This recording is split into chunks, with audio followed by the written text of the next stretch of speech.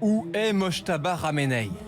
Dans les rues de Téhéran aujourd'hui, son portrait est brandi par les partisans du régime pendant les funérailles de responsables militaires. Mais le nouveau guide suprême reste mystérieusement invisible. Depuis la frappe du 28 février sur Téhéran, qui a tué son père, Ali Khamenei, et 5 autres membres de sa famille, aucune apparition publique. Aucune photo récente, pas même une déclaration écrite. Pour faire le récit de l'élection du nouveau guide suprême, un média iranien diffuse une mise en scène qui détourne de célèbres figures de plastique jaune à la gloire du régime. Des images de synthèse qui trahissent surtout l'absence totale du nouveau dirigeant dans les médias.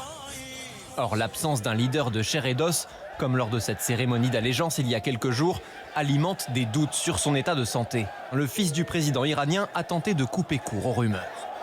J'ai entendu les informations disant que M. Mojtaba Ramenei avait été blessé.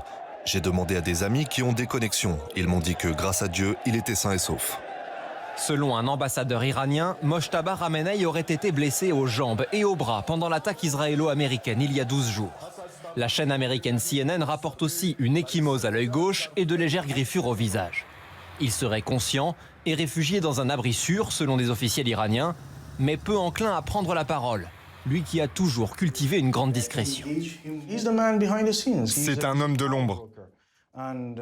Jusqu'à présent, il a toujours eu ce rôle de conseiller influent, quelqu'un qui tire les ficelles en coulisses. On l'a très rarement vu en public.